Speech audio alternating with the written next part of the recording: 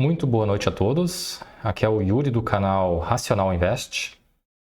Hoje é domingo, dia 23 de fevereiro de 2025. Iniciando mais um vídeo no canal, e hoje eu vou falar sobre o Banco do Brasil. O Banco do Brasil, que divulgou nessa semana, os resultados do quarto trimestre de 2024. Então a gente vai dar uma olhada aí nos dados que foram divulgados, tá? Só lembrando, pessoal, que esse vídeo não é uma recomendação de compra ou venda. Bom, então, indo para a apresentação. Essa apresentação está disponível no site de relacionamento com investidores do Banco do Brasil, tá? Iniciando aqui, então, com a parte do lucro líquido ajustado, O Banco do Brasil divulga o lucro líquido na forma ajustada. E eles reportaram, então, em 2024, no ano inteiro, um lucro líquido ajustado de 37,9 bilhões. Um crescimento aí de 6,6% na comparação com o ano de 2023. Isso representou um ROI de 21,4%. Um ROI bem elevado, Então, esse lucro líquido de 37,9 bilhões ficou dentro do guidance que eles haviam divulgado, onde eles projetavam um lucro líquido aí entre 37 e 40 bilhões. Bom, seguindo aqui, então a carteira de crédito, que é um dado importante, já que é através da carteira de crédito que o banco, digamos assim, rentabiliza as suas operações. Atualmente, em dezembro, o banco reportou uma carteira de crédito de 1 trilhão 278 bilhões,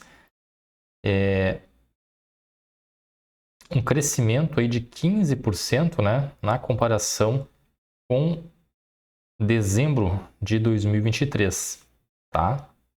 Um crescimento importante também da carteira de crédito, que já é bastante elevada, Dado importante. E essa carteira de crédito, ela é dividida, em 336 bilhões em pessoas físicas, onde houve um aumento de 7,3% na comparação anual. 461 bilhões é pessoa jurídica, um crescimento de 18%. E 397 bilhões é agronegócio, crescimento de quase 12% na comparação anual. Então, a maior parte dessa carteira, de 1,3 trilhões, a maior parte é pessoa jurídica, vindo na sequência pessoal do agronegócio e, por último, pessoas físicas,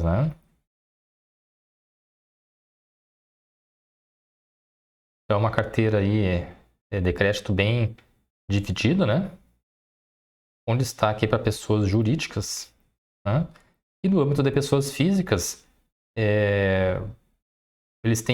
o Banco do Brasil tem uma grande quantidade de funcionários públicos federais, Então, que naturalmente acaba tendo uma inadimplência baixa, nesse quesito.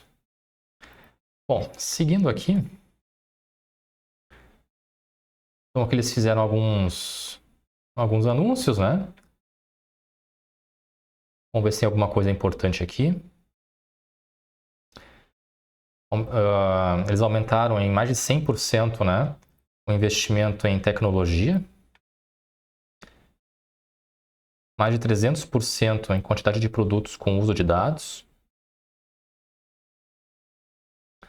No ranking Bacen, 10 trimestres consecutivos com o melhor resultado entre os principais bancos. Na alta renda, eles têm ali o segmento estilo e o private. Então, é a rede com a maior capilaridade no Brasil. Para 2025, eles estão projetando a aceleração 2.0. 3 vezes mais linhas de negócios priorizados. Novos ponto BB, ampliação do modelo de atendimento digital, é um conceito que mistura o atendimento físico com o atendimento digital, né? Então, daí vem esse nome atendimento digital, onde o mercado, né, bancário está sendo cada vez mais digitalizado, né? E o Banco do Brasil não está ficando para trás nisso. 10 milhões de clientes assistidos, aumentaram o número de clientes. E a expansão da alta renda, né?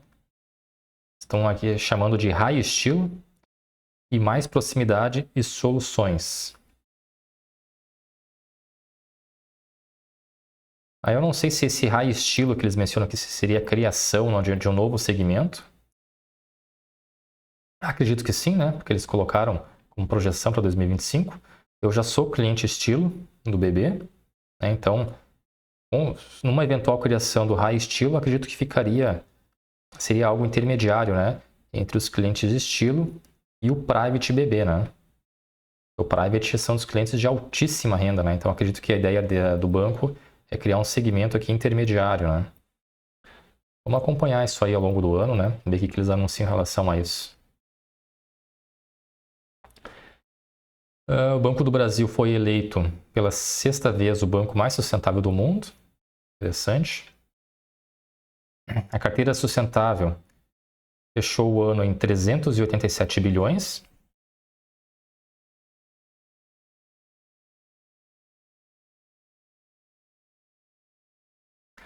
Foi o primeiro banco a indicar guidance para a carteira sustentável. Interessante, né? Captações sustentáveis ficaram em 6,6 bilhões em 2024. E crédito de carbono, 755 mil hectares preservados ou recuperados. Cenário econômico 2025. Isso aqui é interessante da gente ver, né? Quais são as projeções do Banco do Brasil, né? As estimativas econômicas para esse ano aí de 2025. O PIB é projetado um crescimento de 2,2%. Desemprego, a taxa deve fechar o ano. Na verdade, aqui eles falam em média do ano, né? A taxa de desemprego então deve ficar numa média de 7,4%. O câmbio, aí sim, né? Deve encerrar o ano na casa dos R$6, né? Em relação ao dólar. A Selic deve encerrar o ano na casa de 15,25%. Atualmente nós estamos com 13,25%, né? Se não estou enganado. E a inflação deve fechar o ano com 5,6%, né, o acumulado do ano. Essas projeções é interessante de acompanhar, né, porque dificilmente as projeções são assertivas, né? Então, porque um ano é um período muito longo, né, e muita coisa pode acontecer aí. Mas é interessante a gente ter pelo menos a gente ver qual é a visão do banco, né, em relação ao cenário econômico para o ano, né? Mas não quer dizer que esses valores aqui sejam concretizados, né? Bom, seguindo então. O que mais que eles projetam aqui, além do guidance, né? Vamos ver. Continuar a ser protagonista no crédito consignado em todas as suas verticais.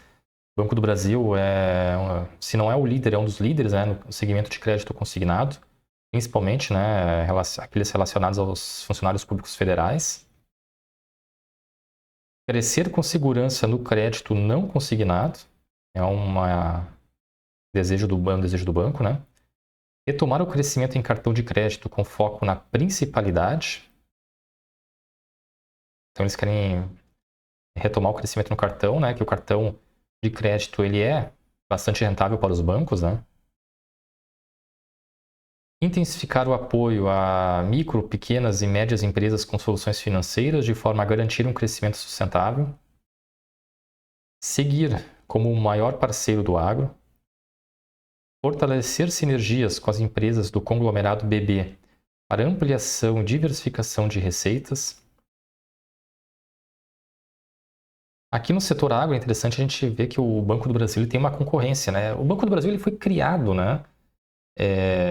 Não criado, mas eu digo assim, o Banco do Brasil sempre teve muito forte a questão do agro, né, no seu negócio, né? Mas nos últimos anos ele vem tendo concorrências aí das cooperativas, né? As cooperativas de crédito, como o Sicredi, Cressol, Cicobi, entre outros aí. Então é uma concorrência forte, né? Então é um desafio que eu enxergo para o Banco do Brasil nesse segmento. Bom, seguindo aqui, seguir acelerando o digital, investindo em tecnologia, negócios e pessoas. Manter compromisso com a gestão eficiente de custos. Agora a gente vai entrar então para a parte dos resultados, né? As projeções corporativas. Carteira de crédito. Então, fechou o ano, né? Em 11,7%, dentro do estimado, né? Que era entre 8% e 12%, crescimento da carteira. Pessoas físicas cresceu 7,3%, dentro do estimado.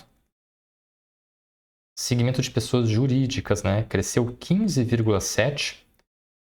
Então, bem acima, né, do projetado, que era entre 7% a 11%. E agronegócios cresceu 11,9%, dentro também do estimado. Né? A carteira sustentável cresceu 12,7%, também dentro do estimado. A margem financeira bruta também ficou dentro do estimado. A provisão de crédito para liquidação duvidosa, né, ficou em 35,7 bilhões. Ficou abaixo. Não, ficou dentro do estimado, né? Eles previam algo entre 37 a 35 bilhões, né? 37 a 34, fechou em 35. Então ficou dentro do guidance também. Receita de prestação de serviços, 4,9%, dentro do estimado. Despesas administrativas, cresceu 4,4%, abaixo do estimado, que é um dado que é importante também, né? Quanto menos as despesas administrativas crescerem, melhor. E o lucro líquido ajustado, então, ficou em 37,9 bilhões, né? Também dentro do estimado, que era algo entre 37 a 40 bilhões. Né? Então, o observado, né, no ano ficou dentro aí do esperado, né? Com alguns dados um pouco fora, mas positivos, né? Que foi a questão aqui do crescimento das despesas, né? Foi inferior ao projetado.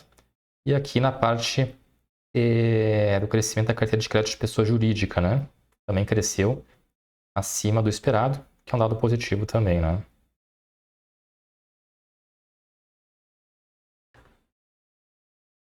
Bom, seguindo aqui. Então, o lucro líquido ajustado no trimestre, né, ficou em 9,6 bilhões.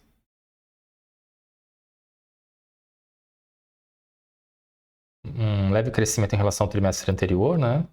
0,7%, e um crescimento de 1,5% na comparação anual. O retorno sobre o patrimônio líquido ficou em 20,8%. Então, a gente observa que houve uma redução, né, comparado aqui com os outros períodos. E na comparação anual, então, lucro líquido ajustado, né, de 37,9 bilhões, um crescimento de 6,6%. E o ROI se manteve praticamente estável, né? Então, dentro do guidance aqui, né?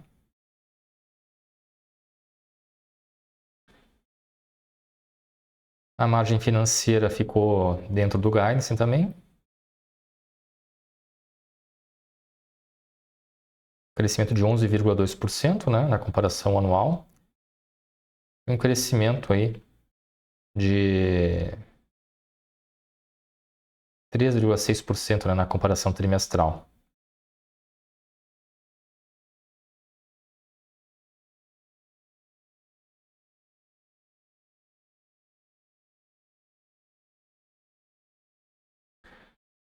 Bom, seguindo aqui, então, a carteira de crédito, né? Fechou o ano em 1,2, né, trilhões. Crescimento de 6% na comparação trimestral e 15% na comparação anual. Inadimplência, né, maior que 90 dias, é um dado importante, né? Dezembro ficou em 3,32%. Uma leve redução na comparação com setembro, né? 0,01%. O índice de cobertura diminuiu, né? Se a gente olhar aqui ao longo dos últimos trimestres, vem diminuindo, né? Trimestre a trimestre. Opa.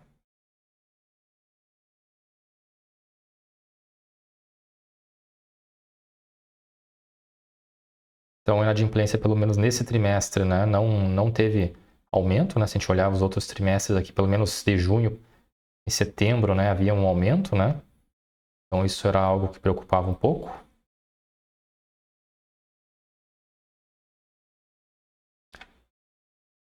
A carteira de crédito, né, ficou dentro do guidance também.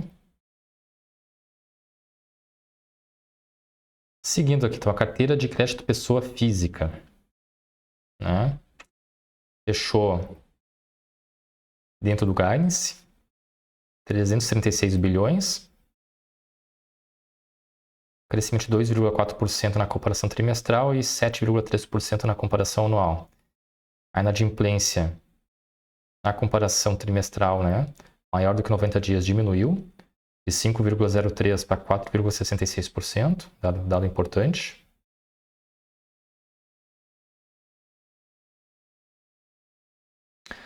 Essa carteira de crédito, a maior parte dos valores, né, é crédito consignado, representando quase 10% de aumento, né, 139 bilhões dos 336 bilhões.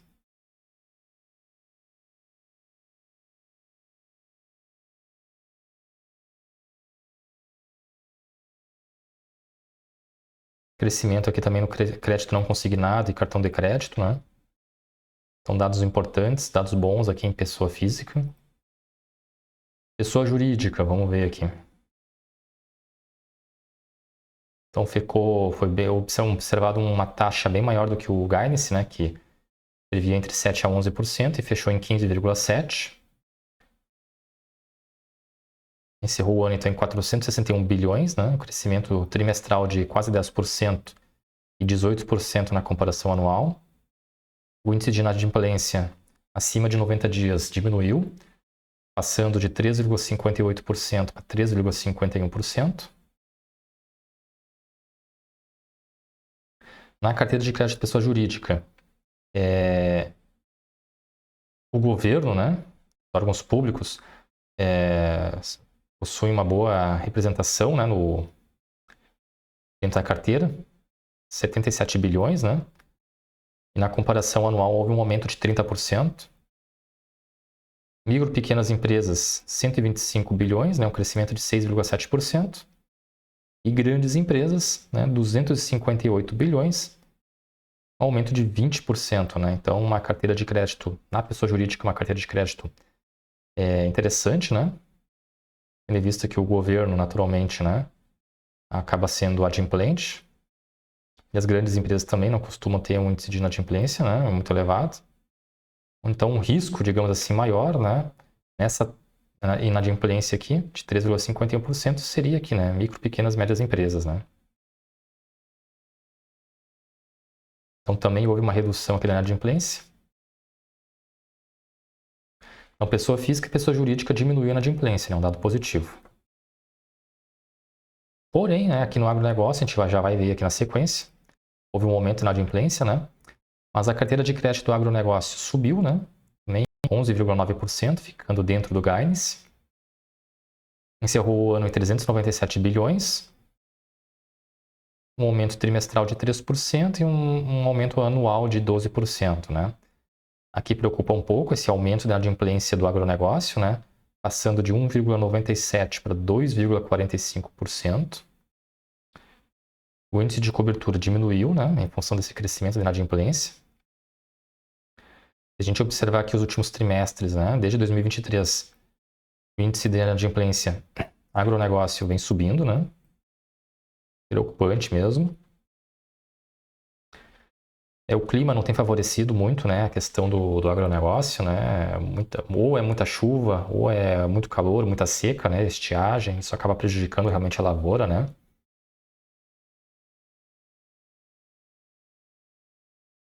Então, apesar desse aumento do agronegócio, que claro, é um pouco preocupante, no geral, né, a inadimplência ficou estável, porque esse aumento aqui observado no agronegócio foi compensado pela redução da inadimplência na pessoa física e na pessoa jurídica, né?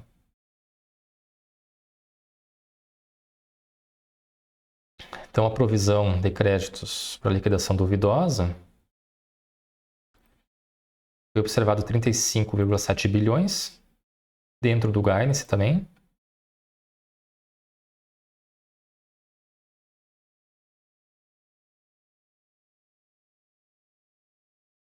No trimestre, né, foi reservado 9,3 bilhões. Houve uma redução na comparação trimestral e 7,2% de redução na comparação anual.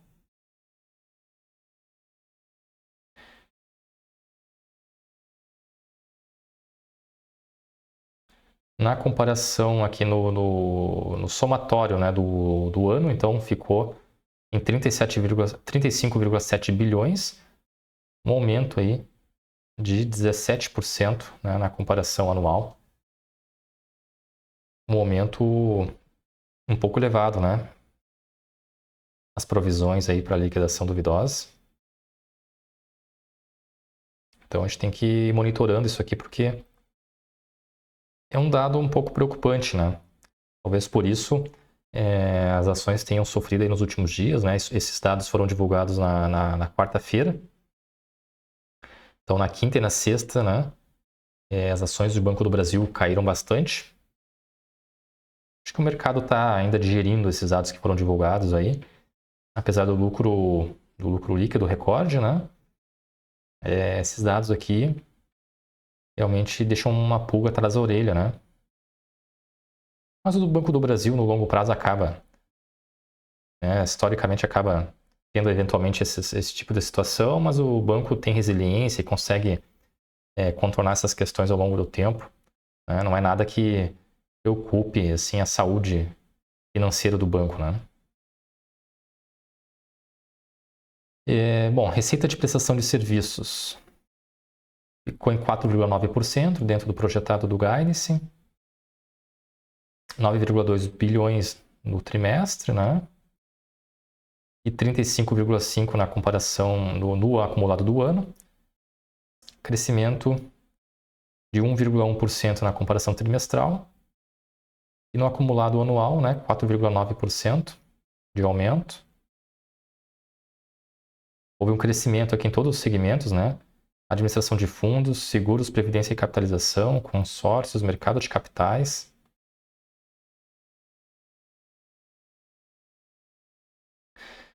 Despesas administrativas. Foi observado, então, 4,4%, abaixo do projetado no guidance também, então um dado importante, positivo, né? O índice de eficiência acumulado em 12 meses de 25,6%, então um índice muito bom, né? Quanto menor, melhor esse índice, né? Então, o Banco do Brasil possui uma das melhores taxas aí, se não for a menor, uma das melhores taxas entre os bancos. As despesas administrativas no crescimento anual cresceram 4,4%, ficando em 37 bilhões. Um crescimento aí baixo, né? 4,4%. Dado importante.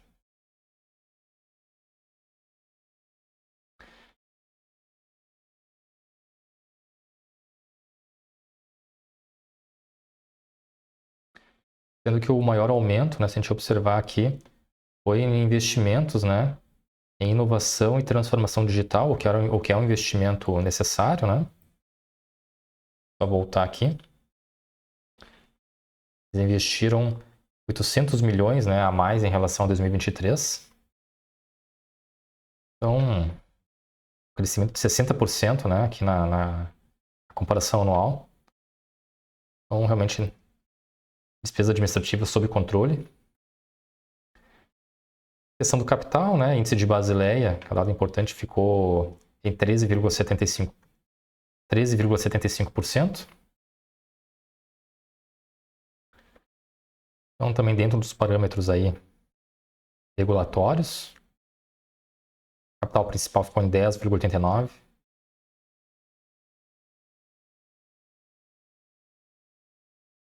E aqui o banco traz as projeções, então, para o ano de 2025. Carteira de crédito, um crescimento entre 5,5% e 9,5%. Sendo que em pessoas físicas um crescimento entre 7% e 11%, empresas entre 4% e 8% e agronegócios entre 5% e 9%. Carteira sustentável, 7,11%. Margem financeira bruta, entre 111 e 115 bilhões. Perda esperada entre 38 e 40 bilhões. Receita de prestação de serviços, 34,5 e 36,5 bilhões. Despesas administrativas entre 38,5 e 40 bilhões. E um lucro líquido ajustado entre 37 e 41 bilhões. Então, o lucro líquido, eles não projetam, né, um aumento substancial do lucro líquido. Ficaria algo parecido com o observado em 2024, né? Eles trazem uma observação em relação a uma resolução aqui, a 4.966, que seria uma redução de 5,3% do patrimônio líquido consolidado, sendo 4,6% para incremento de perda esperada e 0,7% para adoção da norma em empresas controladas e controladas em conjunto. Bom, então, em relação ao crescimento do lucro, realmente vai ficar, salvo aconteça alguma coisa mais significativa no decorrer do ano, né? Mas o Banco do Brasil espera, então, uma certa manutenção, né? Ou pouca variação do lucro líquido em relação a 2024, né? Até porque o cenário também para esse ano não é algo dos mais otimistas, né? Projeta aí um aumento da inflação, um aumento também da taxa de juros. Então, o cenário econômico para esse ano realmente não é dos melhores. Bom, em relação à apresentação, seria isso. Agora indo então para os dados, né, mais fundamentalistas. Então, o Banco do Brasil atualmente está cotado na casa aí dos R$ 28,00, né? Nos últimos 12 meses, os papéis estão tendo uma variação de 4,56%. PL está em 6,09%, um PVP de 0,89% e um dividend yield de 7,78%. Então, é um banco que está barato, né, se a gente observar nessa questão do PL aí abaixo de 1. Aliás, o PVP abaixo de 1, né? E o PL também ao redor de 6. São indicadores aí que demonstram que o banco está barato, né? E associado ainda aos dados econômicos, né, robustos, e parece ser realmente uma boa empresa assim, para ser sócio, né? Analisando o gráfico, então, aqui, no horizonte de curto prazo, né, o gráfico de um ano, os preços se mantiveram praticamente estáveis aqui, né? Um crescimento aí de apenas 4% na comparação anual. Nesse ano de 2025, né, os papéis estão subindo bastante. Ano passado, o Banco do Brasil não teve muita evolução, né? Ele veio em queda ao longo do ano, teve um pico de alta e depois voltou a cair também, né, em direção ao final do ano. A comparação aí no gráfico de médio prazo, que é o período de 5 anos, né? Aí sim a gente já vê que o papel foi bem direcional, né? Evoluiu bastante, aí uma valorização de 77% em 5 anos. Então, realmente um dado forte, um dado relevante, né? E em 10 anos, então, dados ainda mais interessantes, né? Os papéis se valorizaram aí 333% em 10 anos, né? Se tivesse aplicado R$1.000, hoje teria R$4.300, claro, reinvestindo os dividendos, né? A gente vê como o Banco do Brasil foi direcional nesses 10 anos, aí realmente foi uma excelente empresa para se investir nesse período, né? Em relação ao pagamento de dividendos, desde 2022, né, o Banco do Brasil tem pago bons proventos. De 2016 a 2021, acho que até 2020, né, o Banco do Brasil pagou proventos baixos, né? De 2021 para cá, aumentou o pagamento de proventos, né? Então, nos últimos 5 anos, o dividend yield médio está em 8,5%, que é um dado percentual elevado, né? É uma empresa boa pagadora de dividendos. Nessa semana, o Banco do Brasil anunciou, né, junto com os resultados, o pagamento de 2 proventos que vão ocorrer em março, né? Um na forma de dividendos e o outro na forma de juros sobre capital. Dividendos vai dar 13 centavos por ação e juros sobre capital próprio 34 centavos por ação, né? O Banco do Brasil que costuma fazer 8 pagamentos por ano, né? Então, se a gente observar que ao longo dos últimos meses, o Banco do Brasil tem pago proventos de forma recorrente, né? O que é importante também porque isso traz um fluxo de caixa, né, para o investidor. E aqui a gente observa, né, eu gosto desse gráfico aqui porque ele traz a evolução da receita e o lucro líquido, né? As barras em verdes são a receita líquida. Então a gente observa que desde 2021, né, a receita líquida aumentou bastante. E o lucro líquido, né, vem subindo. Não na mesma proporção aqui do aumento, né, da receita líquida, mas a gente percebe aqui que de 2021, né, o lucro líquido tem subido bastante. E agora, né, para esse ano de 2025, acho que não vamos ter grandes mudanças, né? Acho que no Banco do Brasil não vai crescer tanto assim, vai ser algo parecido com o 2024, né? Mas é importante a gente acompanhar, né, a evolução aqui do lucro líquido em relação à sua receita, né? Bom, pessoal, então em relação ao vídeo de hoje, seria isso, tá? Agradeço quem ficou até aqui. Peço que dê um like no vídeo e se inscreva no canal, tá? Isso ajuda bastante. E escrevam nos comentários aqui o que vocês acham do Banco do Brasil, se vocês possuem o banco na carteira de vocês. Eu tenho o Banco do Brasil, né? Quem acompanha os meus vídeos diários aí sabe que acompanha, né, a minha evolução da minha carteira pública aqui do canal, onde eu sempre destaco o Banco do Brasil, né? Onde eu venho aportando aí desde abril de 2024. E recentemente também adquiri ações do Banrisul, né? Mas o Banco do Brasil ele compõe atualmente a maior parte da minha carteira.